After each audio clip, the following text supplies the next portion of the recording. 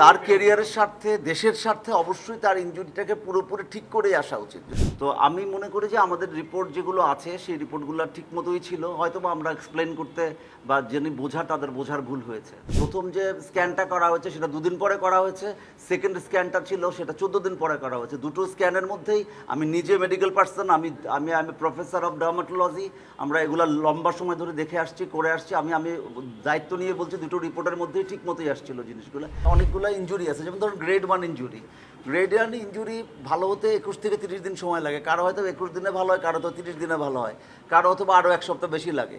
কিন্তু তার আগেই যদি আমি আবার মানে চেষ্টা করতে থাকি যে ফিটনেসে ফিরবো, সেটা সময়টা দিতে হবে। যে সময়টা আমাদের দিতে হয়তো বা দেখা যায় যে ওই 1 মাস যদি আমি মানে রেস্ট করি বা আমি যদি সেই রিহ্যাবিলিটেশনে থাকি, তাহলে হয়তো বা কোনো গুরুত্বপূর্ণ খেলা বাকি পড়ে যায় বা যেতে পারলাম না। তো সেটা অনেক সময় আমাদের উপর একটা প্রেশার সৃষ্টি হয়।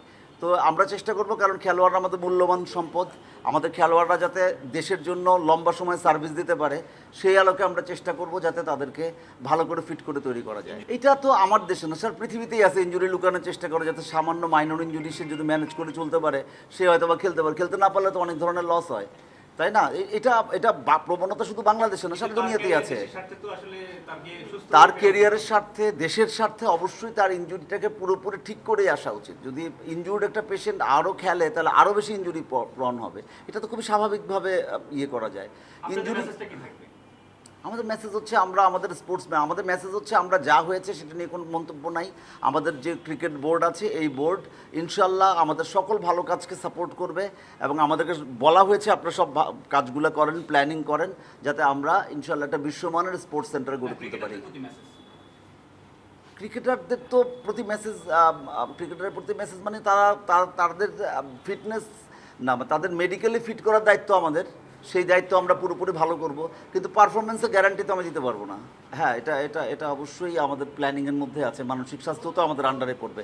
এখানে হয়েছে কি, আমাদের লোকবল না থাকার কারণে কিছু কিছু জিনিস আমরা হয়তো বা ছেড়ে দিয়েছি, অনেক কিছু। সেগুলো একটু করে যদি আমরা প্রপার লোকবল পাই আমরা হয়তো বা ইন্টিগ্রেটেড করে করার চেষ্টা করব। আমরা নিজস্ব মানে ধরেন যে রিপোর্টগুলো আছে, আমরা মেডিকেল পার্সন না, রিপোর্টগুলোতে আমি বুঝবো। এই রিপোর্ট যদি আপনাকে দিয়ে দেওয়া হয় আপনি কিন্তু বুঝবেন না অনেক কিছু। তো আমি মনে করি যে আমাদের রিপোর্ট যেগুলো আছে সেই রিপোর্টগুলো ঠিক মতোই ছিল, হয়তো বা আমরা এক্সপ্লেন করতে বা যিনি তাদের বোঝার ভুল হয়েছে। ফিজিও তো কোনো ভুল নাই, একদম আমার এখানে কোনো ভুলই নেই। কেন ভুল হবে কেন? এটা তো জার্নির, এখানে অনেকগুলো বিষয় নিয়ে আমি এটা আসলে পাবলিকলি অনেক কথা বলা ঠিক না, আপনারা আমাদেরকে ইনসিস্ট করছেন। তবে একটা কথা বলবো যে লিটন আমাদের ক্যাপ্টেন, তো ও তো খেলতে চাইবে, এটাই খুব স্বাভাবিক, এবং আমাদের দেশের মানুষও চাইবে ওর খেলুক, ওর পারফরমেন্স আগের মতো থাকুক, সেটাই চাইবে। কিন্তু আমরা এটা অনেক সময় হয়তো বা কম্প্রোমাইজ করেছি, যেটা আগেই করা উচিত ছিল না।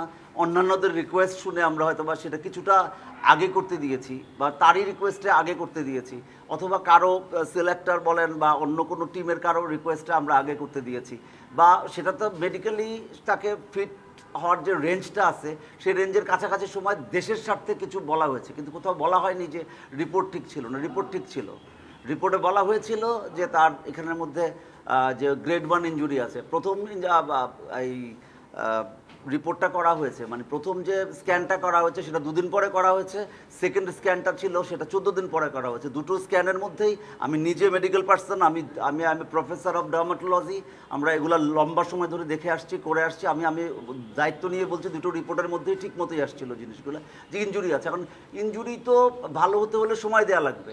আপনাকেও যদি আমি এখন স্ক্যান করি না, আপনি হাঁটাচলা করেন, আপনার মধ্যে অনেক ধরনের ফাইবার বা একটু সামান্য ট্রেনিং করলে আপনারা ওয়্যার আর টিয়ার থাকবে, আপনারও সামান্য কিছু প্রবলেম থাকবে, তো সেটা স্ক্যানের মধ্যে কিন্তু আসবে যে এরকমভাবে আছে। তো এটা তো যেটা যেটা যেটা অ্যাক্সেসেবল বা যেটা পারমিসেবল সেরকম লেভেলে আসছে কিনা। রিপোর্ট ভুল না, এটা আমি আপনাকে জানালাম।